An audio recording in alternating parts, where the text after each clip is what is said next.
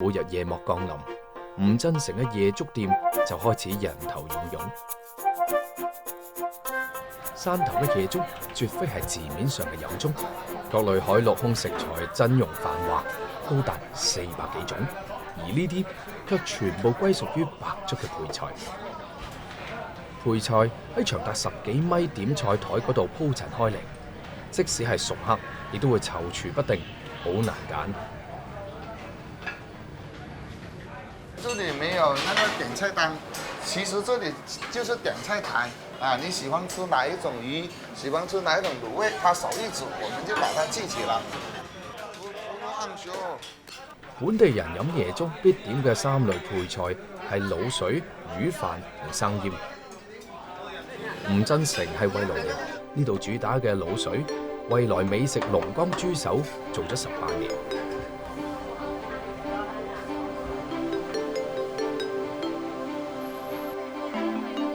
2000年，吳真城攞住5萬蚊，憑藉住祖傳製作嘅龍江豬手嘅秘方，嚟到汕頭開始咗經營夜粥店。一般我們選用這個就選用它比較肥大，你看它這個皮，滷起來它非常黏，教育了10多年了，所以它把最好的豬腳都留給我們。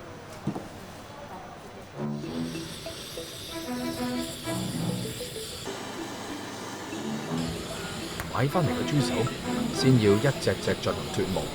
一道老豬手可以成為10幾年嘅招牌菜，離唔開吳真城對於每一道繁瑣製作工序嘅較真。豬手喺火力嘅作用之下，表皮收縮，燒到豬皮變硬，再放入冷水入邊擦洗。每一個蠟膏都唔同過，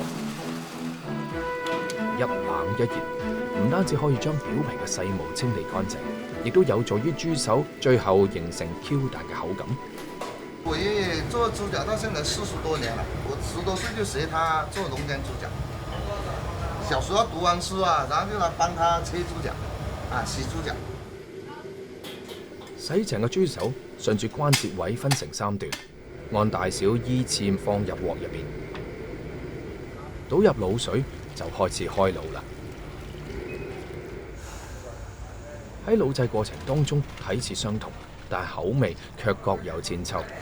係咪正宗，取決於呢一鑊嘅滷水。我們龍江豬腳一個做法就是油滾油，它這個肉質比較香，吃了油，它每天這麼翻滾，它就會更香。經過秘製滷汁3個小時嘅熬製，豬手色澤紅潤油亮，非常之誘人，肥而不膩，飽含膠質。靠住呢一道精心烹製嘅豬手，吳真城喺汕頭餐飲界企穩咗根腳。時至今日，菜式選擇咁多樣，呢道配菜依然係獨佔鰲頭。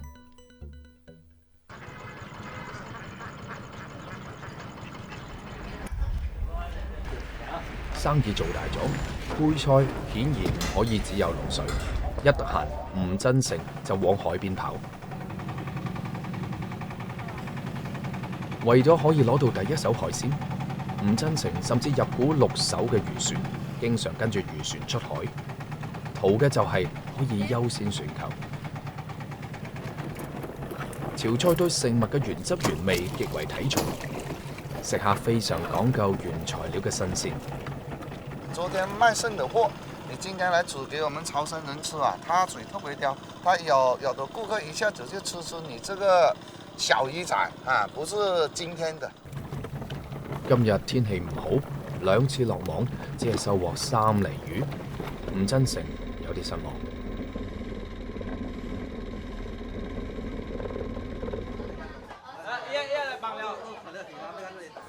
買翻嚟嘅海鮮，一部分會被吳真城製作成夜粥配菜嗰度打冷。打冷係指各式嘅冷盤熟食。新鮮食材煮熟之後，等到攤凍先再嚟食，風味別致。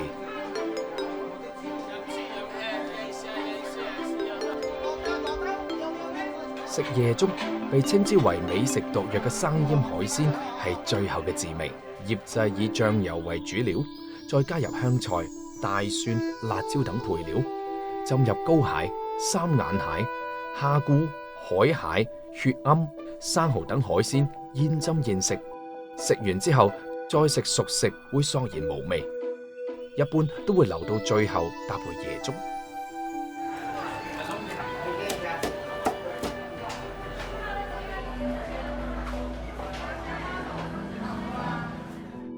無論海邊魚蟹定係地頭瓜梳，所有嘅波瀾壯闊、轟轟烈烈，到最後要輔助嘅卻係一碗簡單樸實嘅白粥。咁樣嘅煮魚翅延續咗100年。早年間，椰粥得益於走江湖嘅潮劇戲班，人山人海當中嘅商販售賣椰粥嘅生意應勢而長。潮汕沿海炎熱，地少缺糧，小米飲粥亦都已經成為習慣。椰粥店配菜個個攤檔都唔同，但係必定會有白粥。吳振成深知呢一味煮食嘅重要性。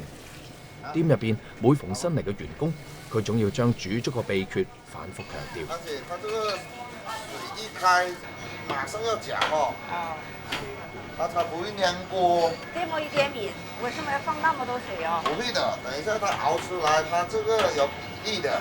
我們是要3碗米就要這麼多水，不用幾個小時，16分鐘馬上就能解決的。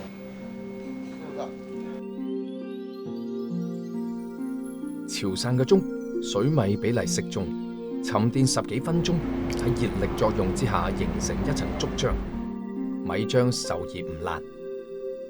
配粥嘅雜餡、脆瓜、烏腩、鹹菜多達上百種，亦都唔重樣。一碗白粥落肚，貌似平淡嘅滋味，成就咗百千配菜嘅鮮香。一日嘅勞碌奔波，亦都被呢碗白粥洗蕩得冇咗蹤影。煮成無論米麵都唔會有唯一嘅形態。地處山區嘅梅州大埔，各種用大米製作嘅小食聞名遠外。喺客家人嘅口入邊，呢種米製品稱之為本。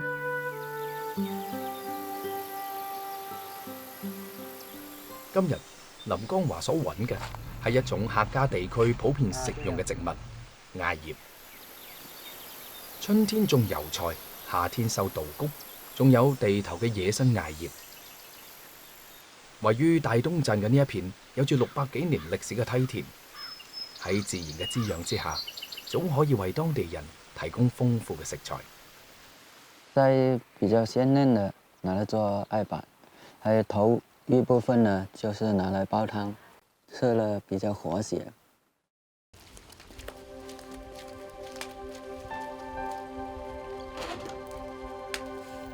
採摘翻嚟嘅艾葉同涼透曬乾嘅糯米混埋一齊，喺石窖當中用木錘搗碎。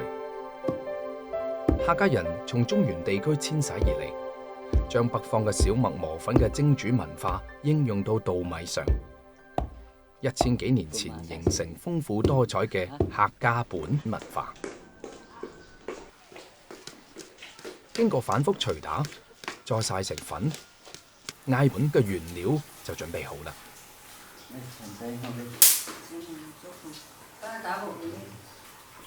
逢年過節，家家戶戶都製本。林江華自細就跟喺媽媽隔離打下手，到而家已經成為屋企所製作本嘅主力。我們大埔的小吃有200多種，都是米和糯米連成一塊做的。像板就是差不多相似的，還有做春捲這些呢，就是要靠個人口味搭配配料，好吃不好吃就人家品嘗得出來。到那個材料。哦。做好嘅艾本散發住濃濃嘅艾葉香，具有去濕、暖胃等功效，係客家人1年4季都離唔開嘅小食。而祭祀所必備嘅甜本，糯米嘅配料換成咗紅糖水，蒸熟之後嘅甜本用豬油蒸至兩面微焦，脆韌可口，係本地人嘅年糕。同樣係紅糖製作嘅印紙本，因為加入咗黏米，製作起上嚟更加之鬆軟，令形本無製印出嚟嘅形狀，亦都有住特殊嘅寓意。甜版代表着甜甜美美的意思，还有那个印子版呢，就是喜慶和婚慶呢，那個喬遷呢，都有人做那個版。為咗照顧父母，林江華選擇留喺家鄉工作。到而家，好多年輕人都走出咗大山，會製作本地小食嘅人亦都越嚟越少。除咗米本，本地人製作嘅小吃亦都善於利用山入邊嘅食材。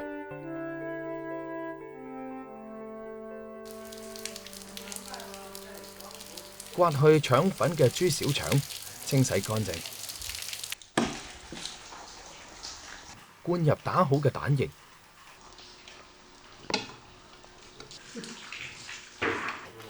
兩頭用條繩綁住，放喺鑊入邊蒸熟，就係本鎮獨有嘅小吃灌春卷。這個水不要太開，放下去，還有不要搞到邊上，不然那個腸子會裂開。食嘅時候，將春卷切成小段，輕輕劃上十字刀，放入湯鑊之後，加咗啲魷魚絲、葱花同胡椒粉就可以食用。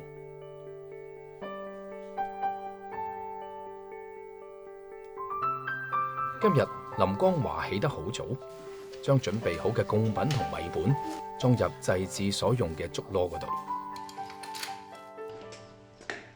一年一度嘅環福活動將會喺有400幾年歷史嘅花樂樓外舉行。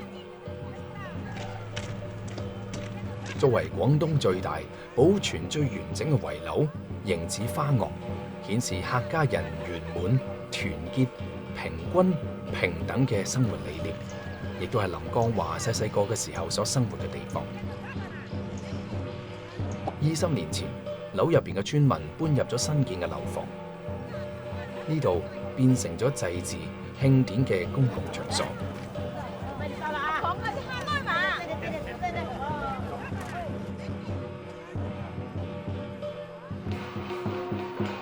年初許福，年尾還福。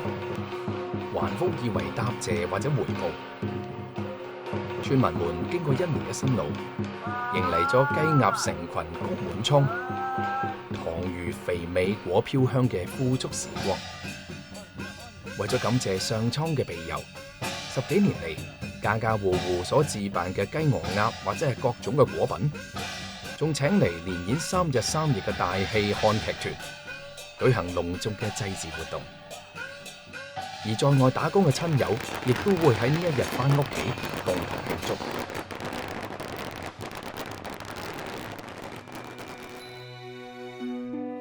節日嘅喜慶入邊，豐盛嘅餐台上，嚟自於山間田野嘅食材，長相普通卻健康滋養。呢個係對客家人辛苦1年嘅獎賞。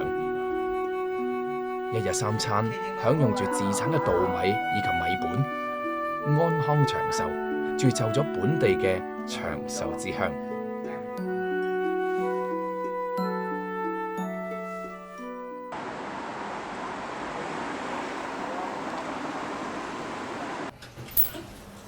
周如發喺澳洲留學返國之後，開咗呢一間海鮮燒烤店。作為廣東汕尾人，海鮮對於佢嚟講係最熟悉不過啦。活是因為我們原用的所有放上烤爐的東西都必須是生猛的、會動的、是活潑的。挑個3、4兩左右給我。這種就是3、4兩的。哦喲。龍蝦首先我們要看它整個腹部一定要飽滿，我們看它整個狀態，它一跳一跳的，其實這個龍蝦也很不錯。揀龍蝦唔單止要考慮肉質新鮮，同時仲要兼顧炭火燒烤嘅因素。如果龍蝦太大，就會受熱不均，容易出現蝦殼燶咗而蝦肉唔熟嘅情況。廣沙海鮮市場中國最大嘅海鮮集散地，每日呢度貨如輪轉，24小時營業。要令到海鮮喺餐台上邊活潑起身，首先考驗嘅就係眼力。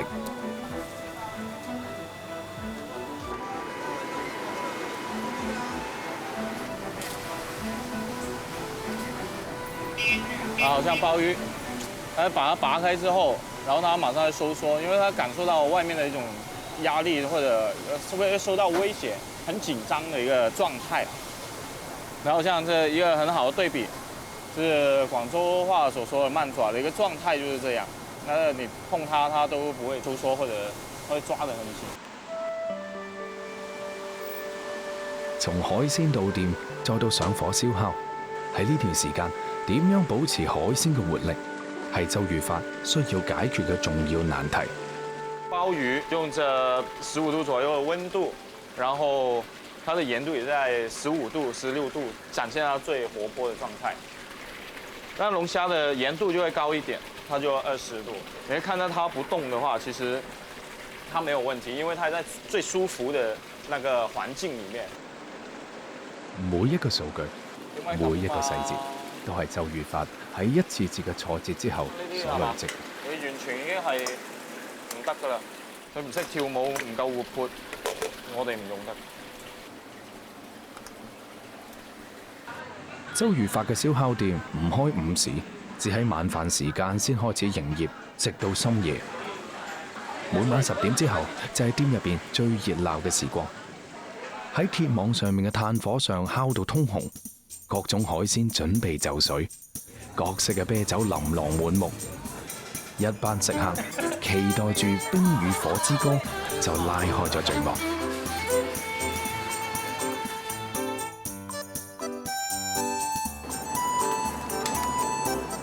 隨住炭火嘅自行，嫩滑嘅鮑魚喺爐上扭動住肥魚肥美嘅身軀，好似聽住音樂喺度跳舞咁。由白嫩變到焦黃，一噴清酒。等到佢就快熟嘅時候，抹上一小塊嘅黃油，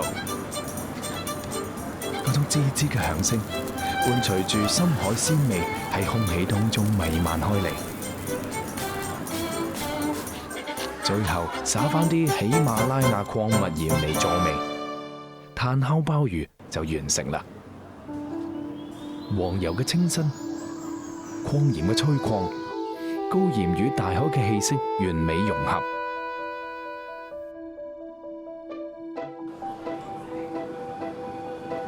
原貝喺炭火熱力之下，豐潤嘅汁水被高溫所逼出，鮮亮紅豔嘅貝肉勾起咗無限嘅食慾。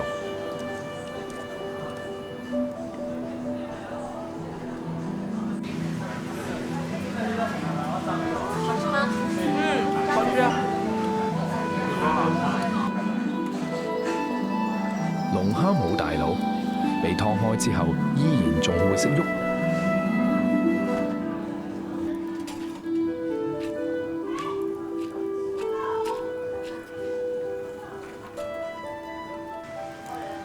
烤好嘅龍蝦肉質高厚，入口清新彈牙。我也試試啊！飲料先係燒烤嘅靈魂。周御發對呢樣嘢頗費心思。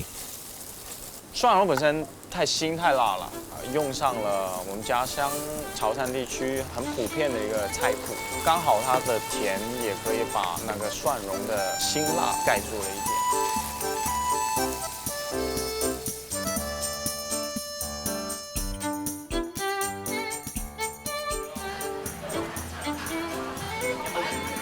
鮮麻火辣嘅滋味喺口入邊流傳，飲一口啤酒，涼爽充滿全身。活潑海鮮以《冰與火之歌》嘅美譽，成為咗廣州食客嘅深夜食堂。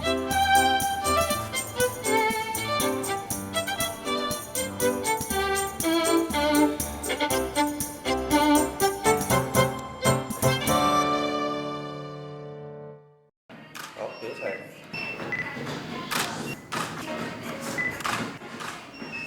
周御發嘅女朋友係個 model， 佢每次都會帶上自己做嘅椰子凍去探班。嚟啦喂！貌似平常嘅椰子凍，實際上亦都耗費咗6個鐘頭，為心愛嘅人烹調美食。周宇發覺得呢個先係幸福嘅味道。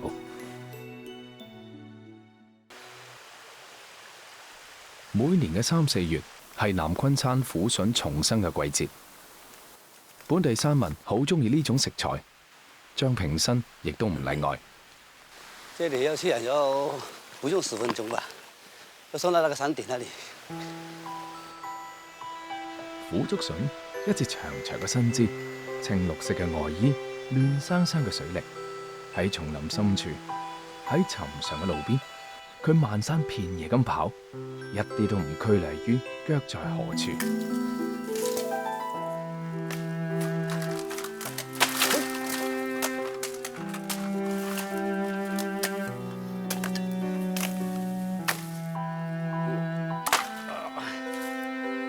咁樣就夠㗎啦。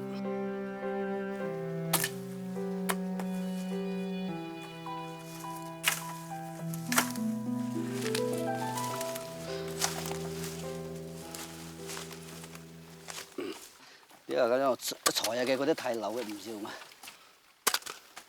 過咗4月份之後咧，幾種黃瓜好食嘅啦，就話太老出到度好耐啫嘛。而家呢度可以嘅嚇。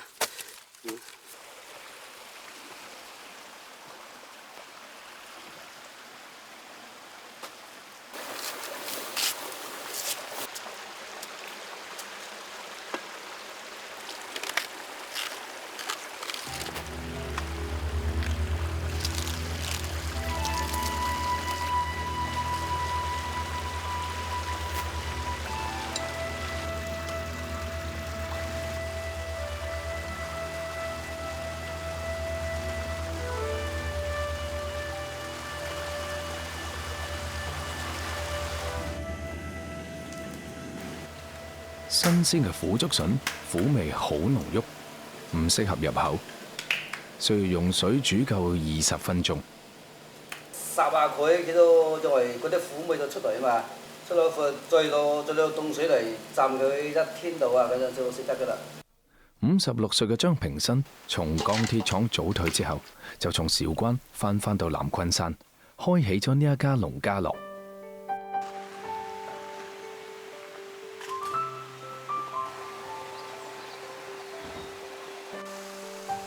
南昆山森林覆蓋率達到98%，負離子含量高達每平方厘米11萬個，遊客紛紛慕名而嚟，既係為咗避暑，亦都係為咗一嘗純正無染嘅山間美味。不是為了喜歡吃，喜不喜歡吃？特色的嘛。三汁肉啊、河蝦啊那種地方都是。平時每個禮拜5都賓客滿座，今日只係嚟咗1位客。張平新有啲失落。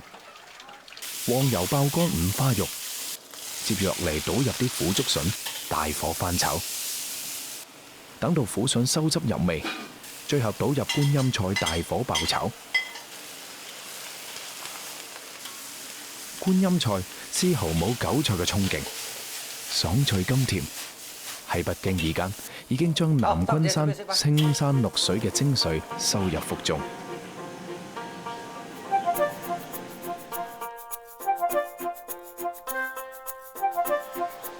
觀音菜係南昆山嘅一種土產素材，學名叫做石韭菜，生長於山溪間同石堆中。作為土生土長嘅南昆山人，張平新熟悉野生觀音菜嘅每一方藏身之處。每年嘅7、8月係旅遊高峰期，張平新都會上山挖野生觀音菜當種嚟擴大種植規模。呢棵咩觀音菜呢棵？觀音菜同普通嘅韭菜好相似，只係佢嘅葉片比較闊。辨識觀音菜，呢個就係張平新從細就學識嘅生活技能。做數特別嗱，呢個係觀音菜，呢個咧就唔係觀音菜，呢個係好似有點像殺蟲土啊，呢就不能夠食。呢個觀音菜咧，即係野生嘅可以拿回去種，咗嚟可以食。最大嘅欺騙咧、欺負咧，嗰種菜係正嘅得變嘅。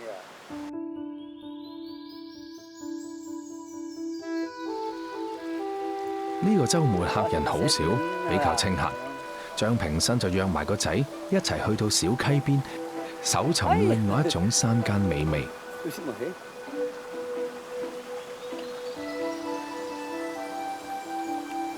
喺清澈嘅小溪嗰度，手指咁長嘅生坑魚喺度游嚟游去。山坑魚異常敏感，釣魚冇第啲訣竅，只需要安靜觀察，耐心咁等，啲魚自己會上鈎。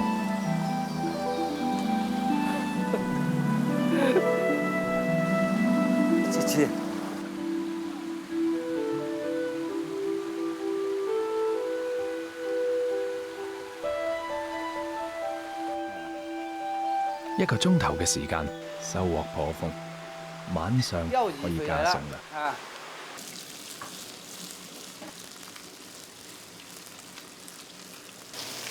熱油用中火慢切，直到山坑魚兩面變到焦黃，再加啲醬油、生薑同辣椒。最後冚蓋燜佢2分鐘，一道噴香嘅油煎山坑魚就做好啦。山坑魚肉質緊實有彈性，外脆內鬆，非常之送飯。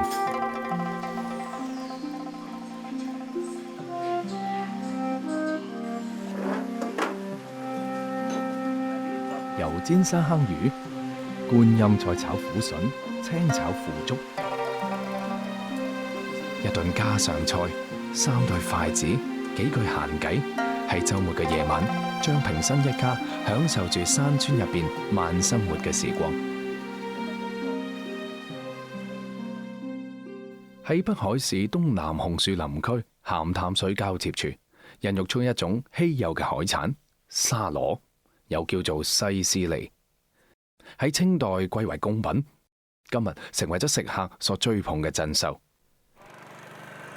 許任本係地道嘅北海人，同同輩嘅年輕人唔同，佢並唔中意去到城入邊打工，到而家靠海食海，同祖輩一樣，每日喺海入邊討生活。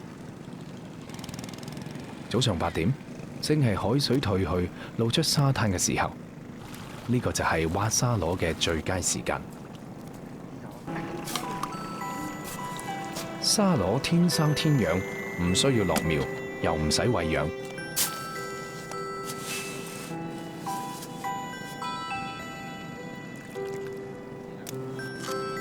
每日定時喺呢度採挖沙螺，喺呢一個場景已經上演咗數百年而不絕。沙螺取之不盡，呢個就係大自然對呢個村莊嘅慷慨饋贈。沙螺深藏於沙面下邊，冇辦法一蹴而就，挖螺好費體力同眼力。看那個地下面嘛，它那個螺眼的話，就是有堆沙，還有時候的話，就是它有2個小洞，那個觸角嘛。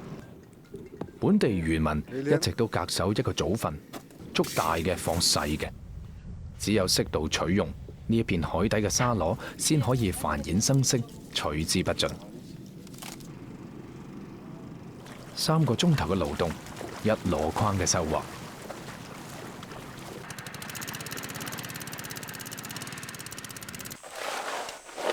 村入邊有一個收購點，收貨之後統一發往廣東吳村。吳村當地一直有食用沙螺嘅傳統。這裡大概就是30左右吧。今日出門太晏。許任本一個上午只係賺咗平時嘅1半。沙螺嬌氣，一離開沙灘，生命好快就會終結，所以必須要馬上打包發貨。許任本經常都幫收購點嘅農宿發貨，再賺返啲跑腿費。早上人家出海，中午收貨，然後下午4點鐘車到了，然後我們就從家裡出發上來河浦，打包放在車上嘛。反正也是辛苦钱啊。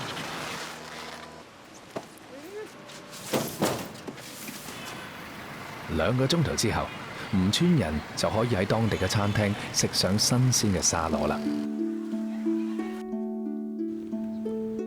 今日咁啱係星期六，幾個喺城入邊做嘢嘅同學要返村聚下。許任本特登去到菜地入邊摘翻啲新鮮嘅蔬菜瓜果，準備親自落廚熱鬧一下。喺村入邊，即使唔去市場，許任本亦都變出一枱好餸。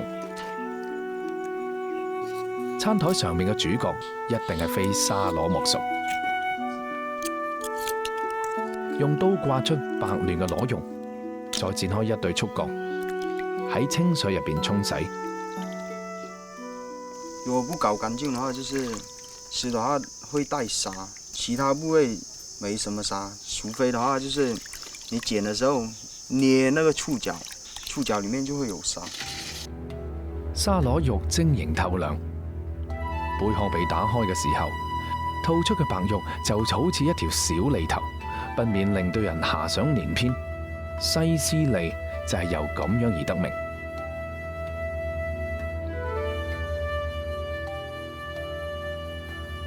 即使喺北海市區嘅餐館，西施利亦都難得一見。喺成個北部灣，亦都只剩低村入邊嘅呢一塊海灘有沙螺產出。村入邊外出工作嘅人唔會忘記呢一種甘甜嘅舌頭，經常都會週末返嚟大飽口福。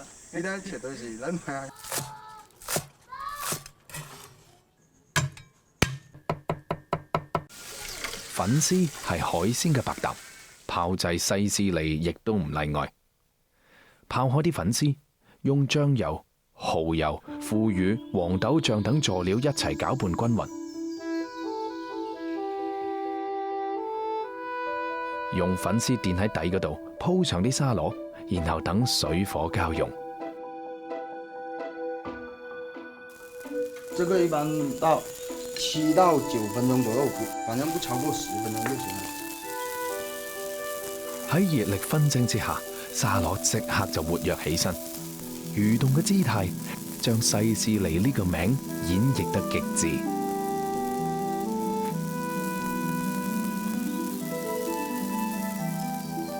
這裡面加了白糖、醬油、蠔油。許任本尤其鍾愛喺清蒸螺肉上面淋翻一殼熱騰騰嘅特製蒜醬，一棟蒜蓉粉絲蒸西施利就大功告成啦。沙螺做法好多，什錦炒沙螺亦都係村入邊嘅傳統菜。熱過涼油，放完油之後就放那個紅蘿蔔，把那個青椒下去炒，炒之後的話再炒到2分鐘左右，就立馬放進粉絲去炒。這個大概炒到3分鐘到4分鐘左右。之後的話就撒一下那個冬瓜，然後再放點那個香菜。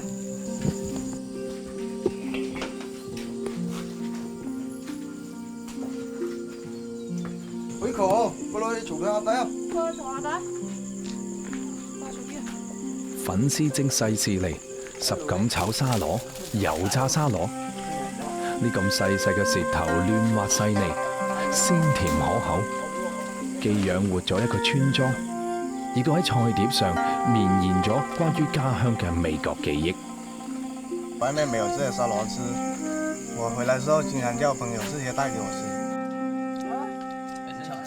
一粒沙螺，一個村莊，味道嘅自然循環，沙螺嘅百年繁衍，嘴下留情，取用有道，成就咗家嘅永久記憶。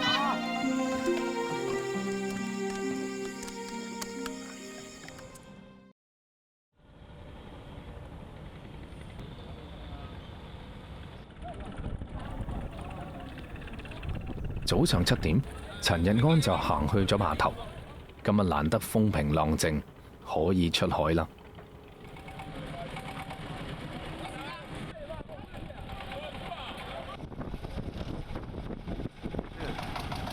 準備去江紅，搞那個牛邊油螺和那個甲丸。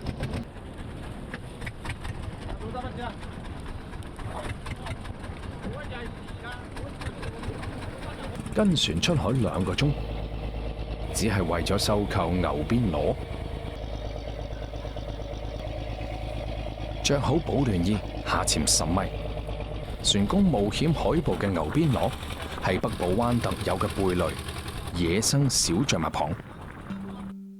小象拔蚌殼薄兼且脆，因為又大又長嘅觸鬚，被形象咁稱之為牛邊螺。象拔蚌係一班老廣所追逐嘅名貴海鮮。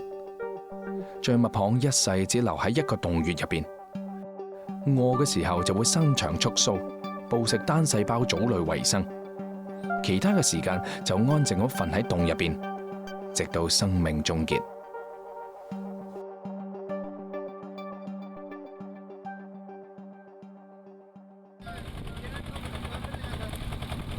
綁上10幾公斤嘅圓塊腰帶，手拎住鐵鈎，口含住吸氧管，孭住網兜，縱身一躍，潛入冬日冰冷嘅海底。呢個就係海捕嘅常態。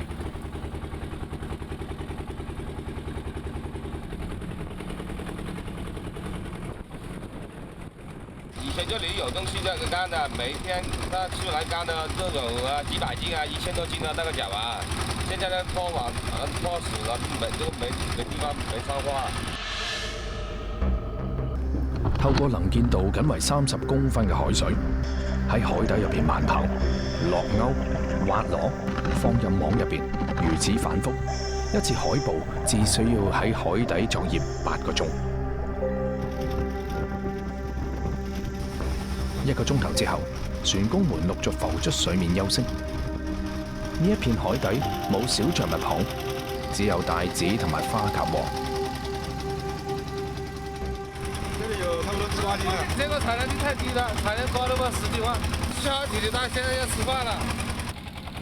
陳日安非常之失望，佢要為2個月之後嘅春節存貨啦。春節期間，小象拔蚌嘅價格將會係而家嘅2倍。晚上6點，海船陸續回港，碼頭就慢慢熱鬧起身。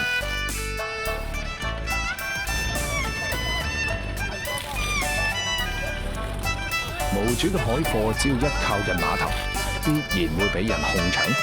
呢個終點係陳日安每日最緊張、最忙嘅時候。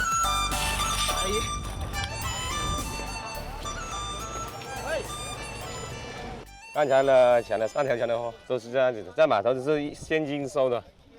我收的螺回來就放在自己的螺場裡。到春節的時候，我們要供應，要挖人請水下去挖上來。今晚一共收購3000斤嘅小象拔蚌，30蚊1斤嘅收購價，去到春節將會以60蚊1斤嘅價格賣出。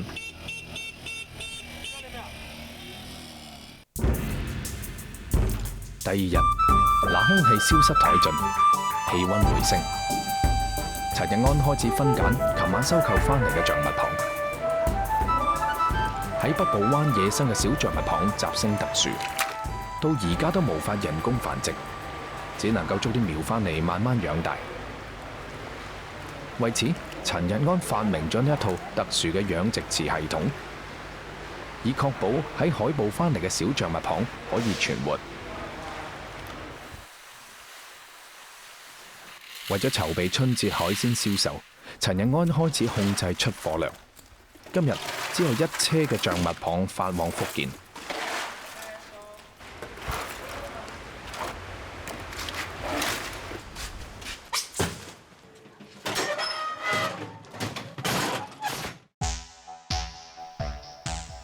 用刀緊貼住蚌殼，挖啲蚌肉出嚟，劏開象鼻。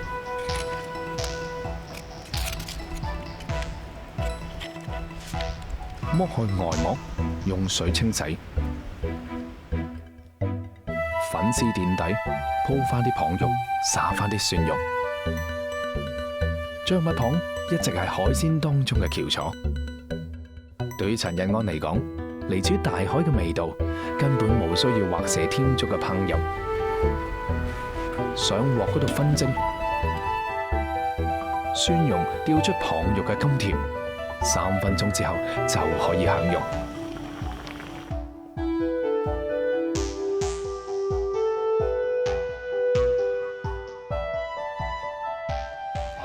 海邊漁民有時更加簡單直接，將象蜜蚌滾水落鑊，最多灼佢1分鐘，即刻就撈起，唔需要任何調料，趁熱塞入個口度，綿滑、幼嫩、爽脆，仲有股莫名嘅甜。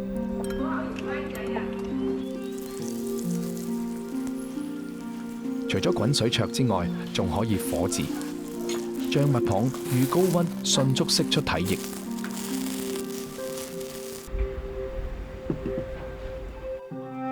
蓮肉大湯一啖落肚，奇鮮無比。冇炫耀嘅烹飪手法，冇複雜嘅調味增香，亦都冇吃喝嘅繁文縟節，簡單先係最好嘅。五華縣老和倉村有種傳統嘅美食已經傳承咗幾百年。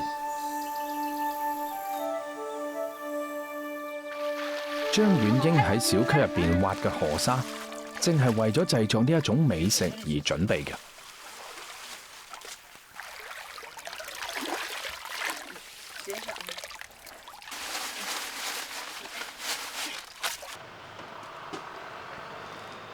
採沙、曬乾、篩選呢種美食，關於沙嘅工序先至算完成。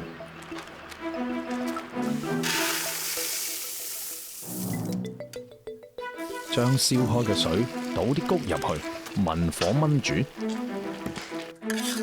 再將熟穀曬乾，剝殼製成蒲米。沙河同蒲米正係張婉英製作傳統爆米花嘅必備材料。熱鑊，再放入曬乾嘅河沙同豬油翻炒。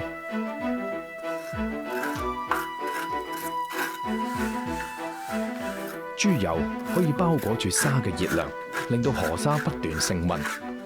老祖宗留下來的這個工藝，小孩子可能就不會像我們那樣的年紀，就要把它傳下去。好了，等到啲沙受熱均勻，再放入蒲米。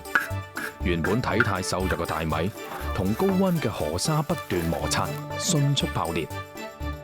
10秒就會成為體態豐腴嘅爆米花，米香四溢，睇到都流口水。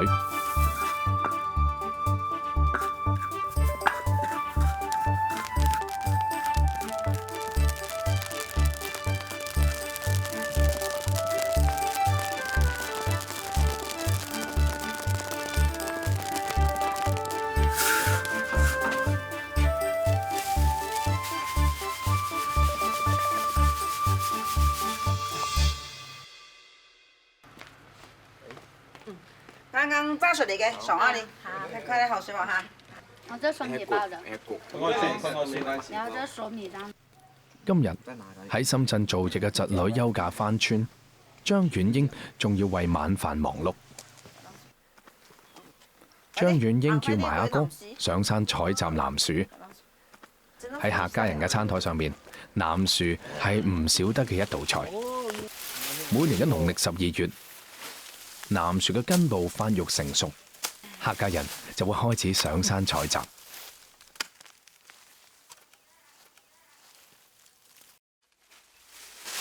好些嘅嘅南薯，唔施肥。南薯就係芭蕉湖，喺上個世紀3年困難時期，令到野生植物參加社會主義建設嘅口號深入人心。南薯呢一種高澱粉含量嘅植物，從此擺上咗客家人嘅餐台。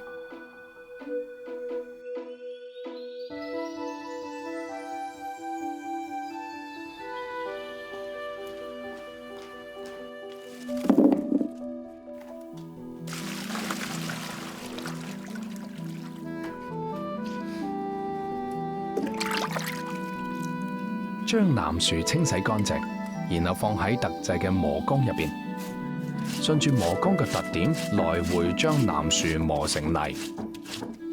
接住落嚟就係洗粉，將南薯泥放喺個濾網嗰度，喺流水當中來回搓油，南薯當中嘅澱粉就會被水一齊沖走，沉澱喺缸底。這個南薯本來就是不是很容易做出來的，這工序特別多，就特別好吃啊，因為它那個吃起來都很爽口的。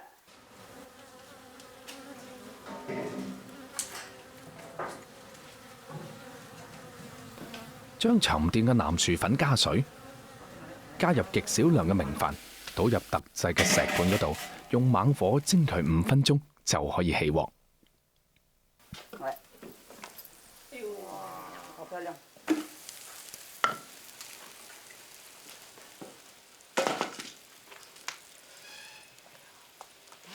即上咗禮一路。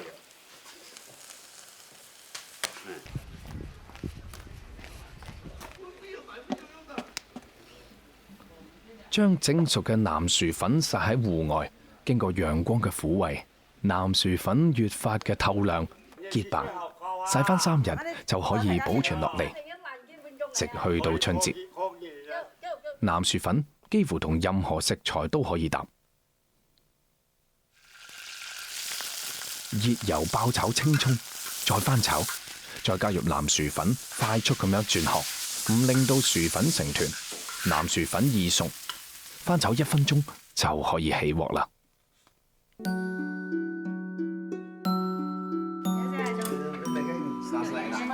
老媽子，來。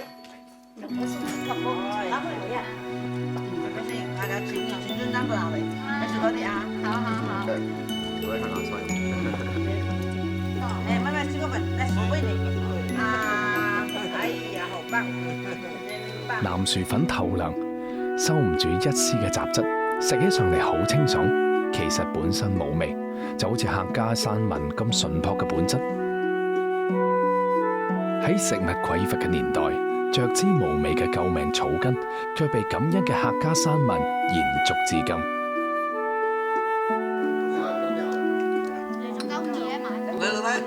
喂，